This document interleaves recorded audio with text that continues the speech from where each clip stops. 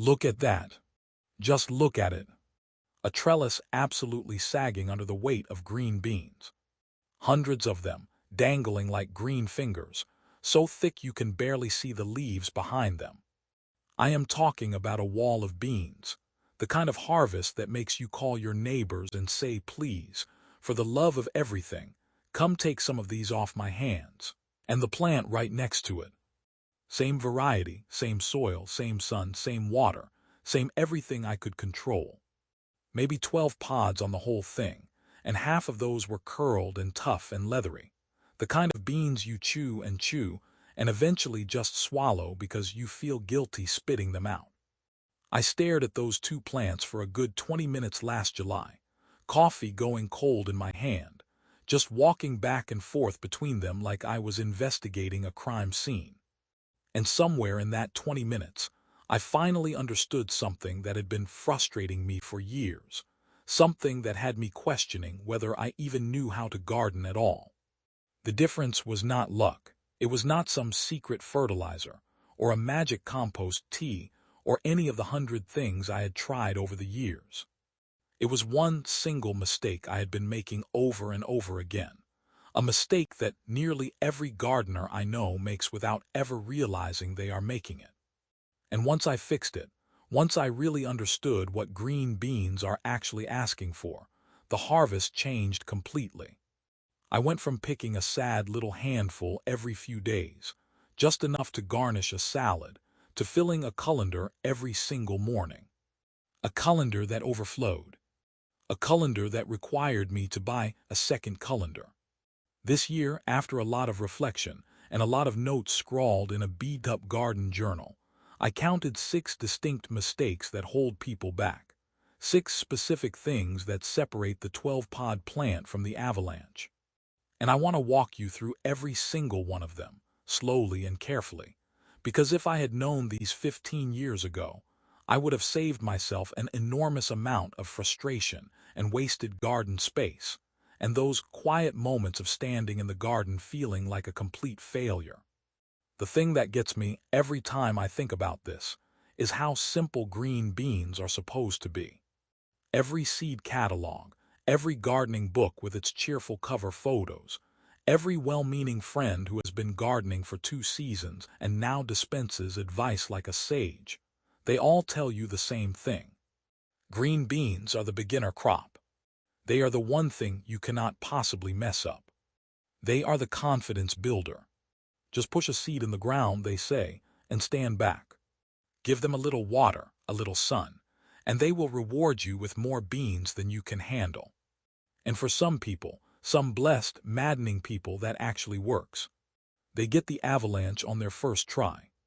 They get the endless summer of snapping beans on the porch, the satisfying pop of fresh pods, the frantic search for new recipes because there are just so many beans. They look at you with genuine confusion when you say you struggle with beans, and they say things like, really? Mine just took off. And for the rest of us, the majority of us, if we are being honest, we get spindly little plants that look like they are apologizing for existing. We get a handful of tough, stringy pods before the plant just gives up entirely, turns yellow and dies. We get leaves that turn a sickly shade of chartreuse for no obvious reason, leaves that develop spots and curl and drop. We get flowers, beautiful little white and purple flowers that appear and make us hopeful, and then those flowers just drop off, right onto the soil without ever forming a single bean. Do you know that feeling? That specific confusion when you have done everything you were told to do, followed every instruction, watched every video, and the plant just refuses to cooperate. You stand there in your garden, hose in hand, and you feel like the plant is personally rejecting you. I know it all too well. I have lived in that feeling for entire summers. And the reason most advice fails is honestly kind of annoying. The kind of annoying that sits in your chest and makes you want to throw a seed catalog across the room. The advice assumes you already know the unspoken rules, the little things that experienced gardeners do automatically, instinctively, without ever thinking to mention them, because they are so obvious to someone who has been doing this for 30 years. The advice tells you to plant beans, but it does not tell you what beans actually hate. And green beans, despite their sunny reputation as the easygoing friend of the vegetable garden, hate very specific things with a surprising, almost dramatic intensity. They hold grudges. They remember slights. And they will punish you for mistakes you did not even know you were making. I want to start with the mistake that cost me more harvests than all the others combined, because it is the one that created that dramatic, almost unbelievable difference between my two trellises last summer. And I know exactly what you might be thinking right now. You are probably running through the usual suspects in your head, the things every gardening article mentions. Too much water, not enough water, poor soil, aphids, beetles, some mysterious blight. I completely understand that approach. I thought the same things for years, and I kept trying to fix problems that were not actually the root cause. I adjusted my watering schedule. I added fertilizer. I sprayed neem oil. I released ladybugs. I did all of it and nothing really changed, because I was treating symptoms while the real problem sat there, invisible, under the soil's surface. But this first mistake is something that almost nobody talks about explicitly, not in the seed catalogs, not in the beginner gardening books, not in most of the videos you will find online. And once you see it, once someone points it out to you, you cannot unsee it. It will change how you plant not just beans, but every warm season crop you grow. It has to do with when you plant, but not in the way you think. Not the date on the calendar. Not the last frost date that everyone treats like a starting gun. Something else entirely, something deeper and more fundamental, something that green beans care about more than almost any other vegetable in the garden. Something that, once I understood it, made me want to go back and apologize to every bean seed I had ever doomed. Let me back up for a moment and tell you about Mrs. Kowalska. She lived 2 doors down from me when I first started gardening seriously, back when I was still making every mistake in the book and some that had not even been written yet.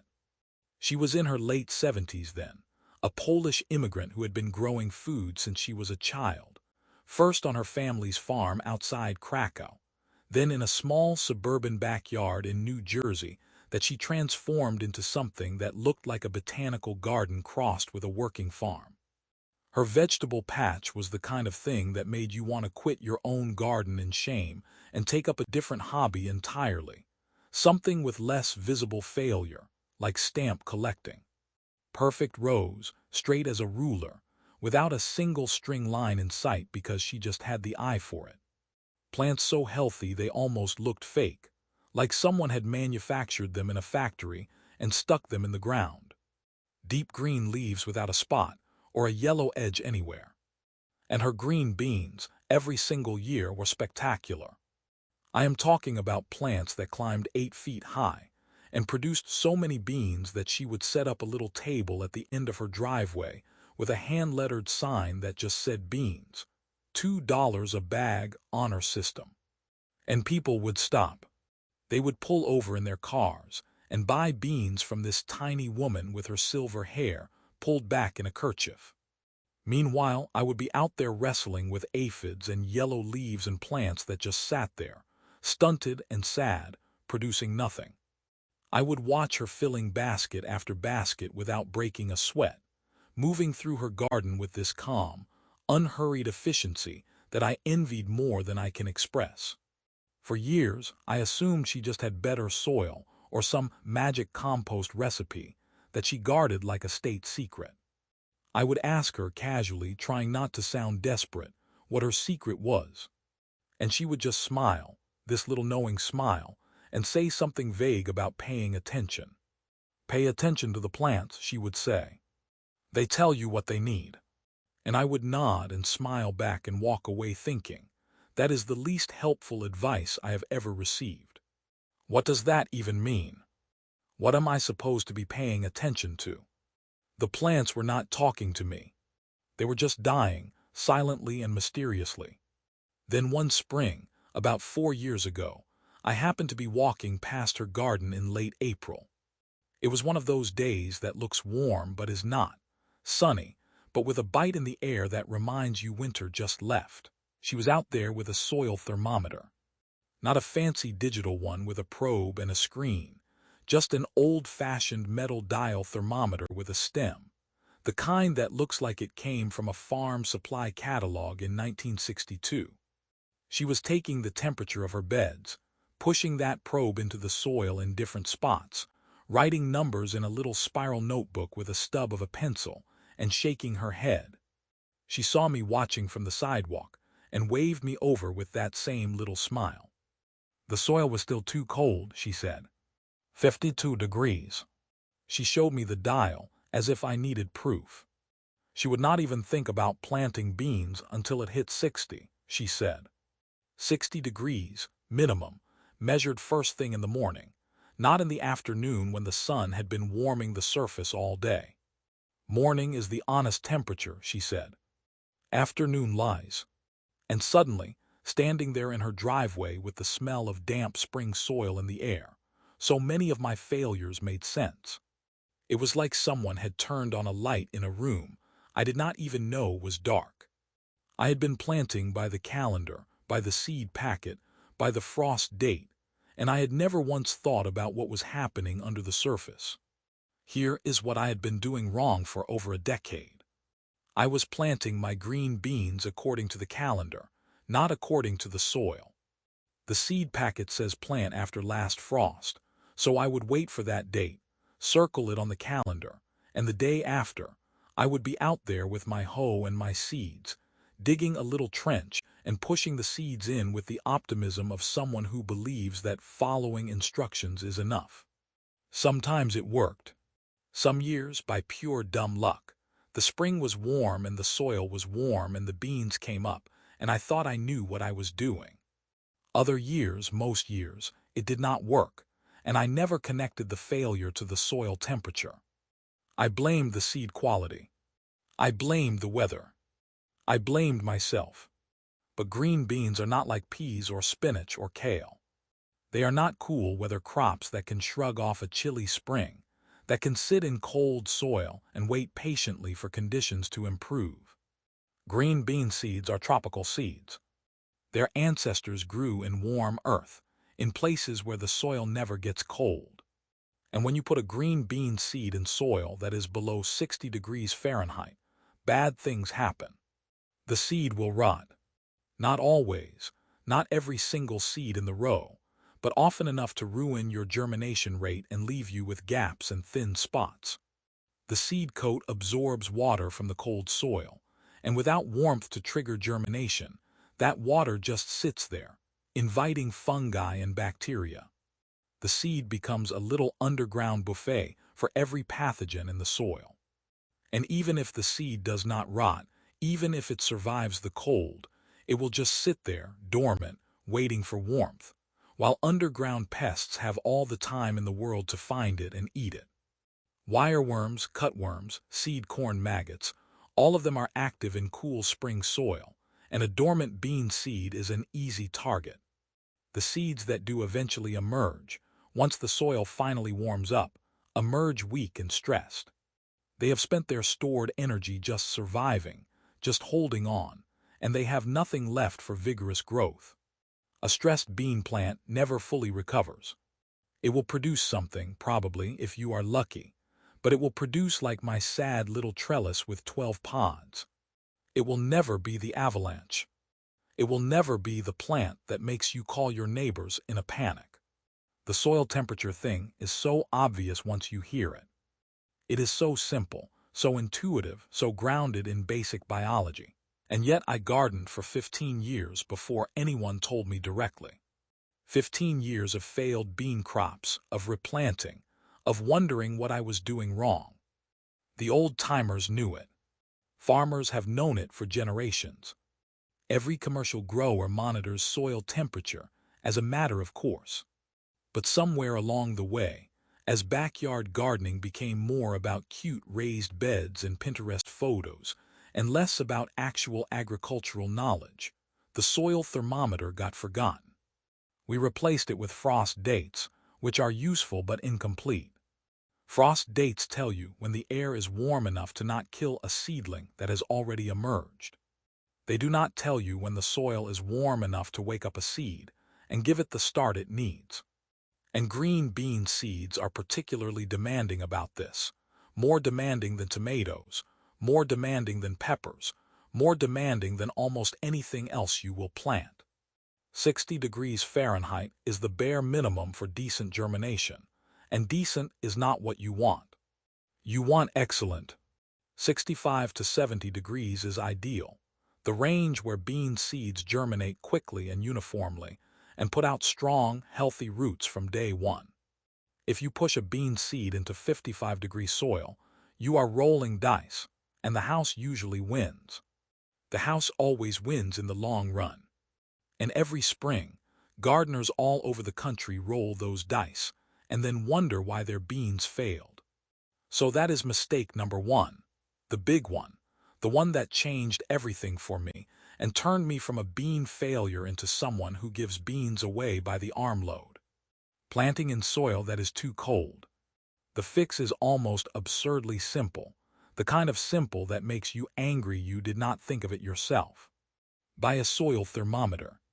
They cost less than $10 at any garden center or hardware store, less than a single lunch at a drive-thru, less than the seed packets you are probably buying anyway. Get the simple metal probe kind, the kind Mrs. Kowalska used. It does not need batteries, it does not need an app, it does not need to connect to your phone. It just needs to tell you the temperature. Stick it in the soil about 2 inches deep, which is roughly the depth you will be planting your beans. Push it in gently, wait a minute for the needle to settle, and read the number. Take the reading in the morning, because morning soil temperatures are the most honest.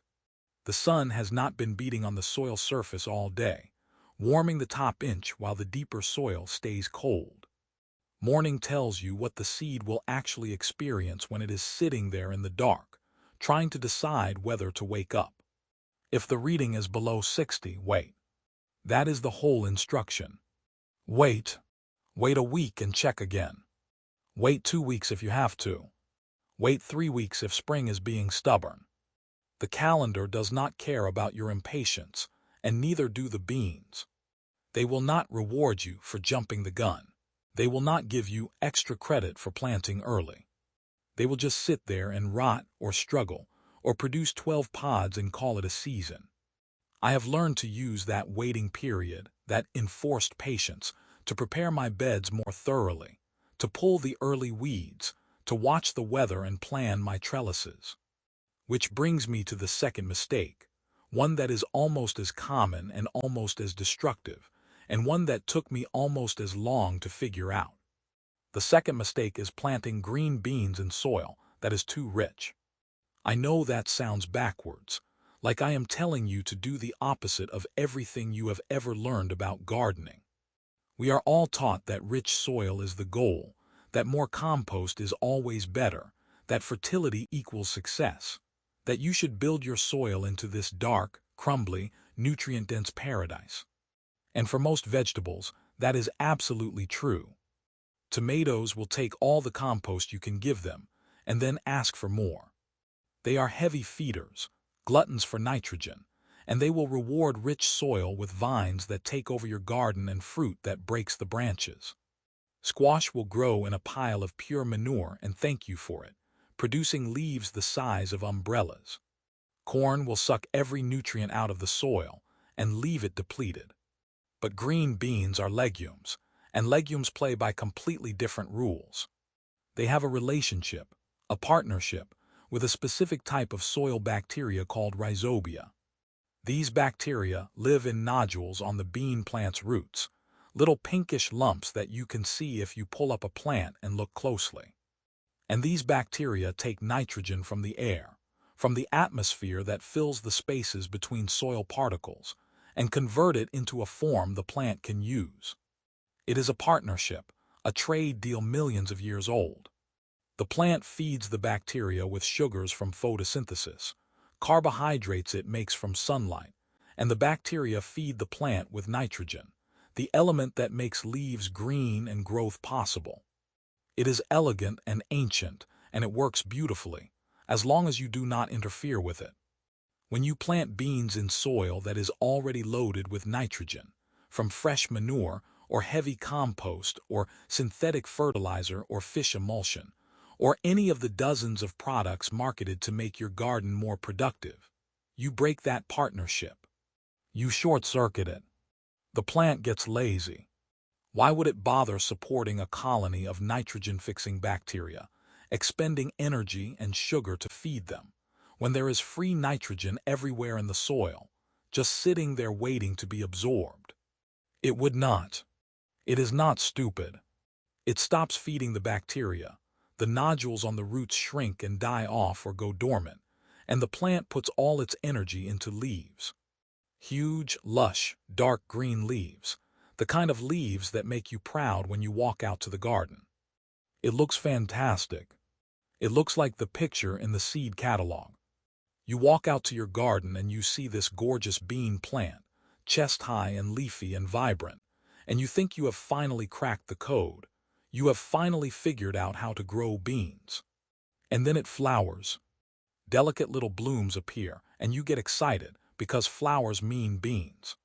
And then the flowers drop. They just fall off, one by one onto the soil without ever forming a single pod. And you get almost no beans, or you get a few straggly pods that are not worth the effort of picking. Because the plant is so busy growing leaves, so convinced it is living in an all-you-can-eat nitrogen buffet, that it forgets to reproduce.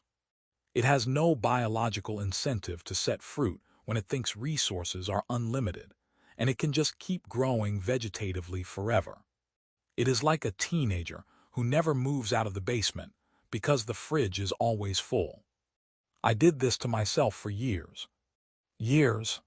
I would prepare my bean beds the same way I prepared my tomato beds, with wheelbarrows of compost and a generous sprinkling of organic fertilizer, and maybe some aged manure worked in for good measure. I would build these incredible, rich black beds that smelled like a forest floor, and I would plant my beans with such hope. My beans would look like jungle plants, like something from a tropical greenhouse, and I would get a handful of pods. Maybe a quart over the whole season. I thought I had bad seeds. I thought I had a pollination problem, that there were not enough bees in my neighborhood. I built little bee houses and planted flowers to attract pollinators, and even went out with a paintbrush one summer, hand-pollinating bean flowers one by one like some kind of obsessive botanist. None of it helped because the problem was under the soil, not above it. The problem was that I was loving my beans to death with fertility they did not want and could not use. Mrs. Kowalska finally set me straight on this one too, although she put it in her usual cryptic way. The way that made sense only after you already understood. She told me beans like to work for their dinner. She said it with that little smile, and I nodded like I understood, and I did not understand at all until years later. What she meant was that beans need lean soil. They need to struggle just a little bit for nitrogen, so that they maintain their bacterial partnership and focus on reproduction. Reproduction in plant terms means flowers and pods and seeds. It means the harvest you actually want, the reason you planted beans in the first place. The fix for this mistake is refreshingly simple and costs absolutely nothing, which is my favorite kind of fix. Do not add nitrogen-rich amendments to your bean beds. No fresh manure, no blood meal, no fish emulsion, no high-nitrogen fertilizer of any kind. A small amount of aged compost worked into the soil a few weeks before planting is fine. A light top dressing, but keep it light. Think of it as seasoning, not the main ingredient. If your soil is already reasonably healthy, if it grows weeds without a problem, you may not need any compost at all. If you grew a heavy feeder like tomatoes or corn or cabbage in that bed last year, the soil is probably perfect for beans right now, because those crops will have used up the excess nitrogen and left the soil in exactly the state beans prefer. Beans are a fantastic follow-up crop, a restorative crop, a crop that gives back to the garden. They will actually help replenish the nitrogen that the previous crop depleted, fixing it from the air and storing it in their roots and residues. They are a gift to your garden rotation. But you have to let them do their job. You have to trust the partnership and stop trying to help in ways that actually hurt. You have to resist the urge to feed them, to nurture them, to give them just a little boost. The boost is the problem. The boost is what is keeping you from the harvest you want. Now, while we are on the subject of what beans do not want, and I realize this is becoming a bit of a list of grievances, let me address the third mistake. Because it is the one that makes me wince every time I see it in a community garden, or a neighbor's yard, or a YouTube video, where someone is proudly showing off their newly planted bean rows in early April. It is planting green beans too early in the season, which is different from planting in cold soil, though they are related and often happen together. You can have warm soil, soil that has been heated by a few days of strong sun, and still plant too early if the air temperatures are not stable. Green beans are tropical plants originally. Their wild ancestors grew in Central and South America, in places where the air is warm and stays warm, where a cold night is a foreign concept. They have no tolerance for cold snaps, none at all.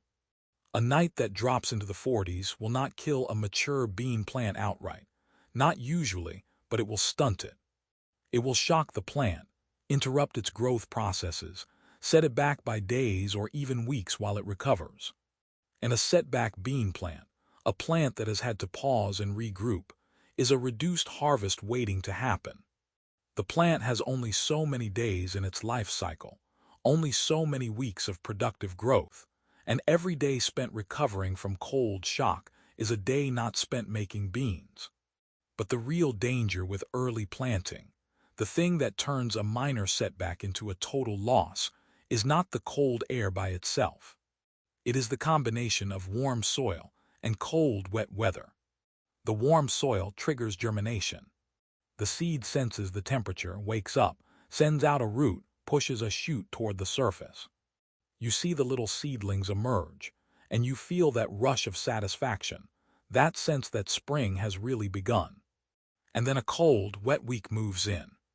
A spring storm system parks itself over your region and dumps rain for 3 days straight, and the temperatures drop into the 40s, and the soil stays saturated and cold.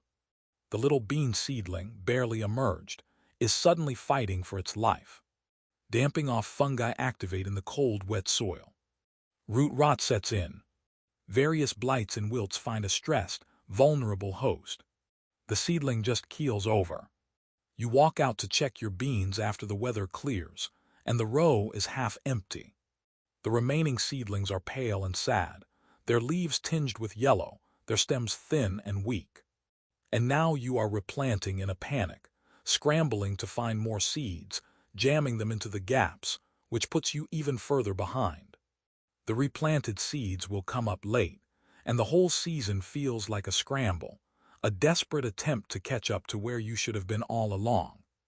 I have learned, through painful experience, to wait until the soil is not just warm but consistently warm, and the night temperatures are reliably above 50 degrees, preferably above 55.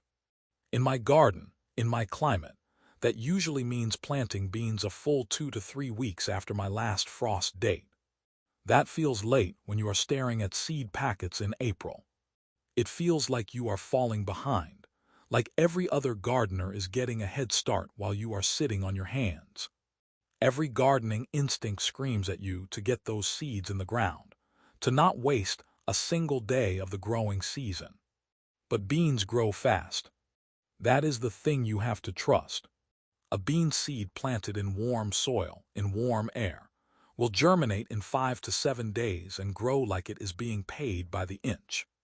A bean seed planted in cold soil, or in soil that will be cold again next week, will sit for 2 weeks, emerge weak, get stunted by a cold night, and limp along for the rest of the season. The late-planted bean will catch up and surpass the early-planted bean almost every single time. I have tested this.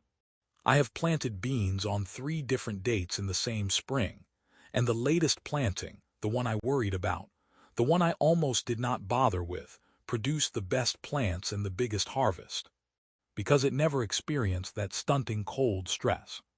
It never had to recover. It just grew, uninterrupted at the speed it was designed to grow, in the conditions it evolved to expect.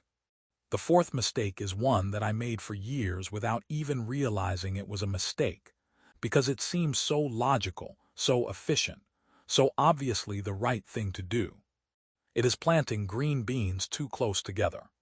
The seed packet says space them 4 inches apart, and I would look at that tiny seed, that little speck of a thing, and think, surely they can be a little closer. Surely I can squeeze a few more plants into this row, maximize my space, get more beans from the same square footage. And the answer is yes, you can physically fit more seeds in the row. They will germinate. They will grow.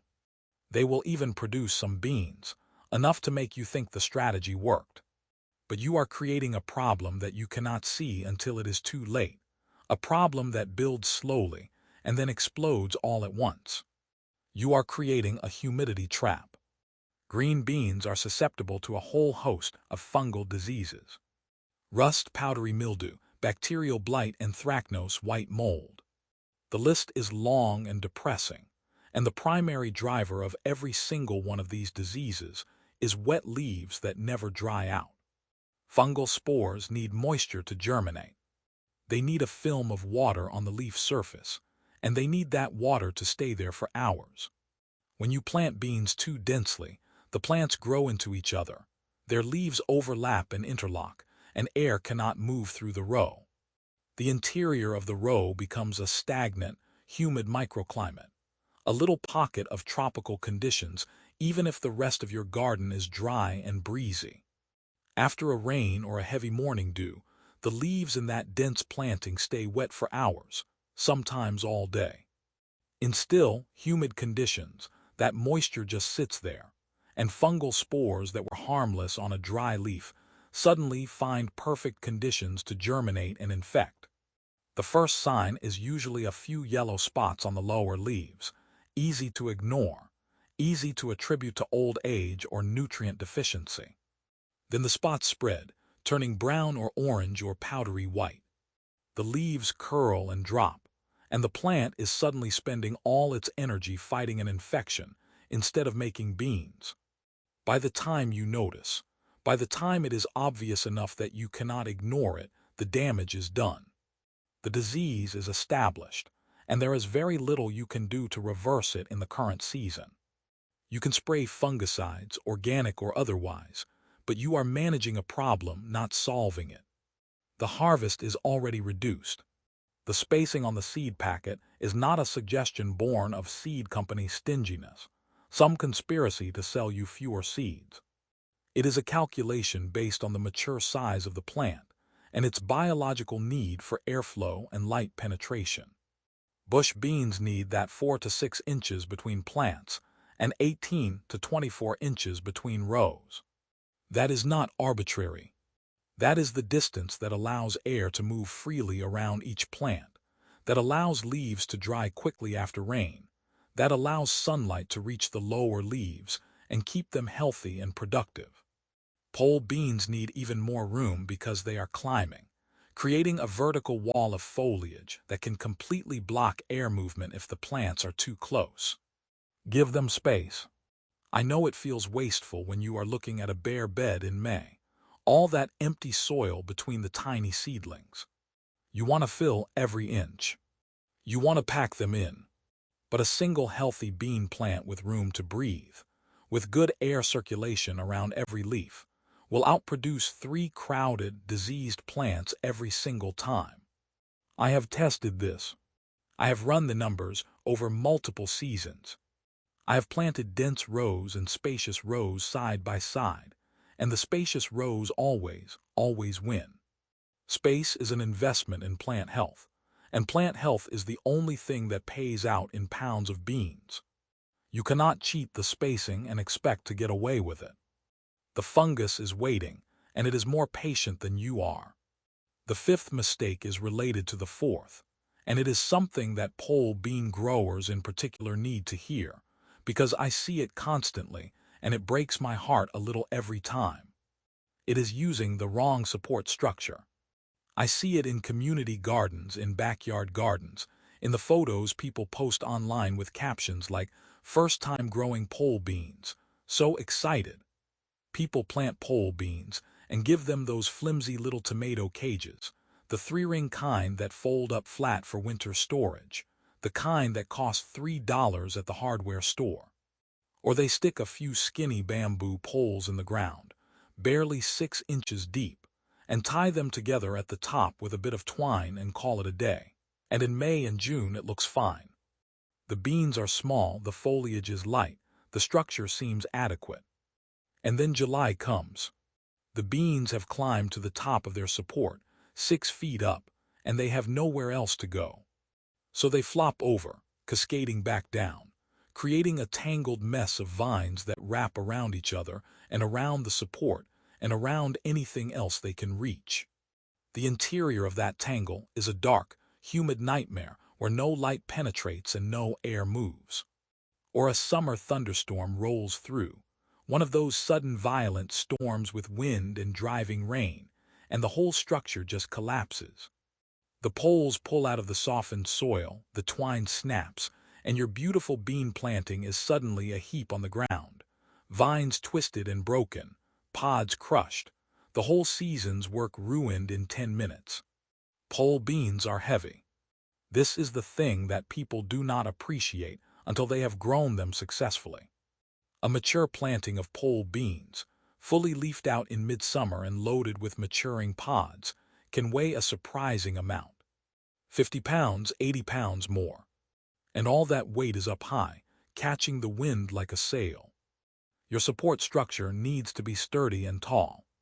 At least 6 feet, preferably 7 or 8, because pole beans will use every inch you give them and then reach for more. The poles need to be driven deep into the ground, at least a foot, preferably 18 inches, or the whole thing will lean and eventually fall. I use metal T-posts now, the kind used for farm fencing, the green ones with the little nubs along one side. They are not beautiful. They are not charming. They do not look like they belong in a cottage garden. They are industrial and utilitarian, and they will never, ever fail. I drive them 2 feet into the ground with a post driver, and I run heavy-gauge wire between them at the top, tension tight. Then I tie my twine or my netting to that wire, creating a vertical surface for the beans to climb. It looks like a construction site, and my garden does not win any aesthetic awards, but my beans never fall down. Not once, not in the 5 years since I switched to this system. I have watched storms roll through that flatten my neighbor's bean trellises, and my beans just sway in the wind and keep on producing.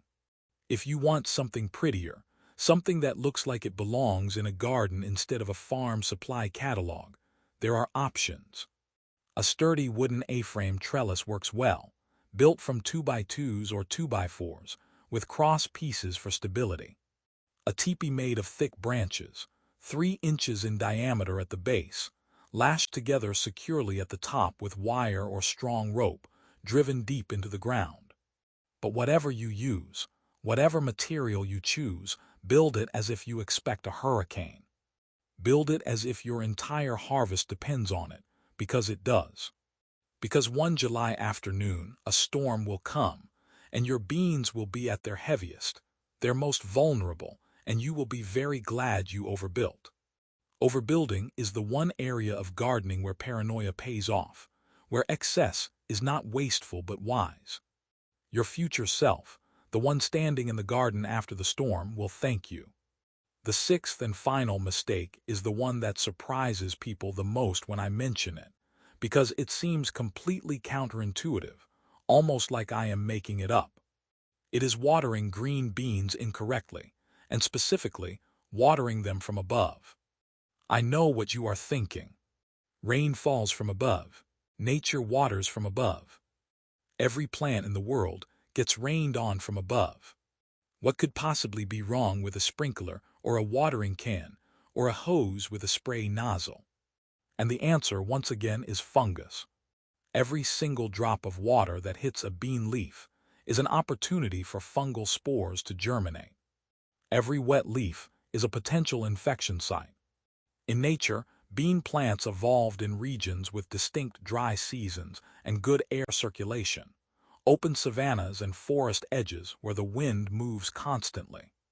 They are not adapted to the humid, still conditions of a crowded backyard garden with a sprinkler running every evening, soaking the foliage just as the temperature drops and the water sits there all night. When you water beans from above, you do two harmful things, and both of them reduce your harvest. First, you wet the leaves, which invites disease. Every fungal pathogen that affects beans needs water on the leaf surface to infect the plant. By watering from above, you are essentially rolling out the welcome mat for rust, for mildew, for blight. You are creating the exact conditions they need to thrive. Second, and this is the part people do not think about, you tend to water shallowly. Standing there with a hose and spraying everything down feels like you are doing something important. You see the water beating on the leaves, you see the soil surface darken, and you think you have watered. But the water often does not penetrate more than an inch or two into the soil. The surface is wet, but the root zone, 6 or 8 or 10 inches down, is still dry. Bean roots go deeper than you think. They need moisture down at depth to really thrive, to access the nutrients and the water reserves that carry them through hot days. Shallow watering encourages shallow roots, and shallow roots make the plant vulnerable to every dry spell and heat wave. The plant becomes dependent on you, on your daily watering, and if you miss a day, if you go away for a weekend, the plant crashes. The correct way to water beans is at the soil level, slowly and deeply, delivering water directly to the root zone without ever touching the leaves. Soaker hoses are ideal for this. They weep water along their entire length, saturating the soil slowly, giving the water time to soak down deep. Drip irrigation is even better, more precise, more controllable. I lay a drip line along each row of beans, right at the base of the plants, and I run it on a timer. The water goes directly into the soil. The leaves stay completely dry. The roots grow deep, following the water down, creating a resilient plant that can handle stress. The plants are healthier, more productive, and they live longer into the season. If you do not have drip irrigation, and I did not for many years, you can achieve the same thing with a watering wand and some patience. Get the wand down under the leaves, right at the soil surface, and water slowly. Let the water soak in. Move the wand along the row, giving each plant a long, slow drink at its base. Water until the soil is moist several inches down. Stick your finger in to check. Do not guess. No. It takes longer than spraying from above, standing there with your thumb over the hose end. But it is also a moment of quiet attention in the garden, a chance to notice things. Are there any yellow leaves starting? Any signs of pests? Any pods that need picking? That focused watering time becomes a kind of inspection time, a daily check-in with your plants, and you catch problems earlier when they are still small and manageable. Now, there is a seventh thing I want to mention, though it is not exactly a mistake so much as a missed opportunity, a failure to take full advantage of what the plant is offering you. It is neglecting to harvest green beans at the right stage, and harvesting them too infrequently. A green bean plant has one biological purpose, one driving mission that shapes everything it does. It wants to produce mature seeds. The pods we eat, the tender green snaps we grow beans for, are immature seed pods. The plant wants those pods to grow large, to toughen up, to develop full-sized seeds inside, seeds that can eventually fall to the ground and grow into new plants. Once a pod reaches that stage, Once the seeds inside are fully formed, the plant receives a hormonal signal, a chemical message that says, job done, reproduction accomplished, mission complete. And it slows down or stops producing new flowers. It has completed its life cycle. It has fulfilled its purpose. It can rest. When you harvest beans young and tender, when the pods are still smooth and the seeds inside are barely visible bumps, you are interrupting that mission. You are preventing the plant from receiving the signal that says the job is done. The plant senses that its pods are being removed before they can mature, and it responds by making more pods. It keeps trying. It keeps producing, over and over, trying to achieve that biological goal that you keep snatching away. A regularly harvested bean plant will produce for weeks longer than a neglected one. It will keep flowering, keep setting pods, keep trying to make seeds, and you get to eat the results. But if you let even a few pods mature fully, if you let those big, tough beans develop on the vine, the ones with the bulging seeds and the leathery texture, the plant gets the signal and starts shutting down. The hormonal cascade begins, and production slows to a trickle. So harvest often, every other day at the peak of the season, sometimes every day. Walk the rows with a basket and pick everything that is ready, even if you do not need beans right now. Even if your refrigerator is already full. Give them to neighbors, blanch and freeze them, donate them to a food bank. But get them off the plant. The more you pick, the more you get. It is one of the most satisfying feedback loops in the entire garden, a direct relationship between your attention and your reward. Let me circle back now to where we started, because I want to make sure the soil temperature point really lands, really sinks in and stays with you. It is the foundation that everything else builds on. You can fix your spacing, you can fix your watering, you can build the perfect trellis that would survive a tornado, but if you put your seeds in cold soil, you are starting from a deficit that no amount of correction can fully erase. The plant will be stressed at the most critical moment of its life, those first few weeks of establishment, and that stress echoes through the entire season. It is like building a house on a cracked foundation. You can put up beautiful walls and a perfect roof, but the crack is still there, and eventually it will show. I think about Mrs. Kowalska and her soil thermometer every spring now. She passed away a couple of years ago, quietly in her sleep, the way everyone hopes to go.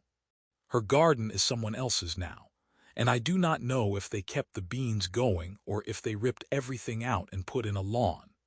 I try not to look when I walk past, but I still see her out there in my memory, bent over that little metal probe, patient and methodical, writing numbers in her notebook with that stub of a pencil. She knew something that took me 15 years to learn, something that probably took her 15 years to learn from someone else, some old farmer in Poland who learned it from his father. Gardening is not about following instructions. It is not about checking boxes on a list of best practices. It is about paying attention to what the plant is actually telling you. The instructions are a starting point, a rough map, but the plant itself is the territory, and the territory always wins. The soil temperature, the lean soil, the waiting until the nights are warm, the spacing, the trellis, the watering at the base. These are not rules someone made up in an office. They are translations of what the bean plant is already saying, if you know how to listen. The yellow leaves say the soil is too rich. The dropped flowers say the nights are too cold. The spots say the leaves are too wet. The plant is talking all the time, and most of us just do not speak the language. And here is the thing that really gets me, the thing that I cannot stop thinking about. This knowledge used to be common. Every farmer, every homesteader, every gardener 100 years ago knew to wait for warm soil before planting beans. They did not have soil thermometers, not the metal probe kind, not the digital kind. They had rules of thumb passed down from their parents and grandparents, little sayings and observations that encoded the same information. Plant beans when the oak leaves are the size of a mouse's ear. Plant beans when the lilacs bloom. Plant beans when you can sit bare-bottomed on the soil comfortably, which is crude but effective, and also a mental image I apologize for. That knowledge was alive in the culture, woven into the rhythm of the year, passed from generation to generation around kitchen tables and across garden fences.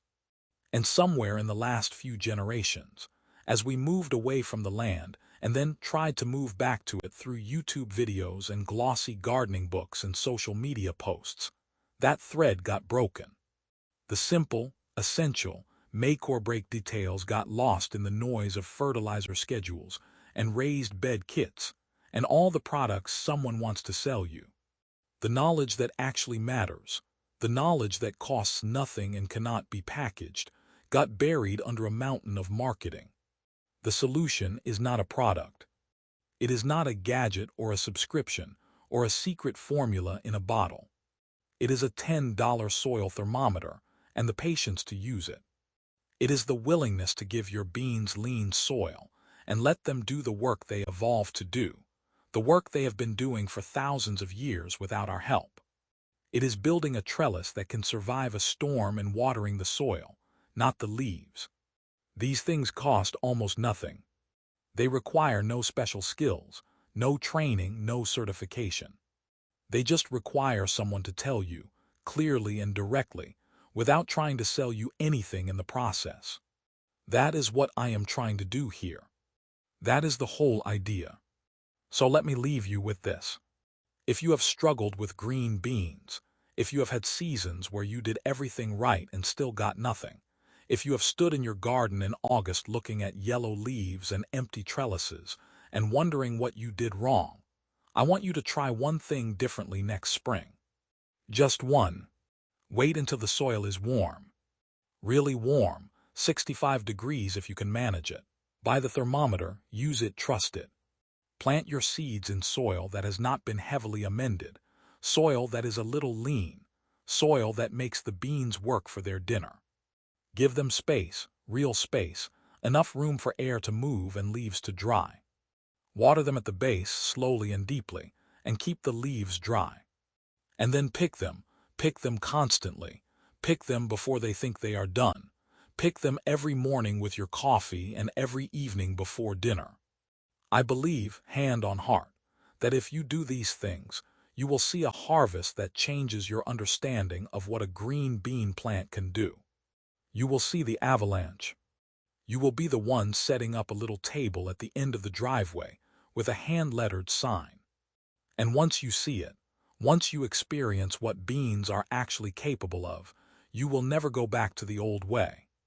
You will become the gardener that new gardeners ask for advice, and you will tell them about the soil thermometer, and they will look at you the way I looked at Mrs. Kowalska, with a mix of skepticism and hope. And maybe they will listen. Maybe they will have to learn it themselves, the way I did, through years of frustration and failed crops and that hollow feeling of a garden that did not produce. But at least the knowledge will be out there, in the air, ready for whoever is ready to hear it. The thread will be a little less broken. If this helped you, if something in here clicked and made you rethink your spring planting routine, I would appreciate you sharing this with someone who needs to hear it. The forgotten wisdom only stays alive if we pass it on, if we tell each other the things that the seed catalogs do not. Subscribe if you want more of this kind of thing, the practical, tested, no-nonsense gardening knowledge that somehow got lost along the way, the things that Mrs. Kowalska knew and that her grandmother knew before her. I will be here in the garden, paying attention and telling you what I find. Thanks for watching.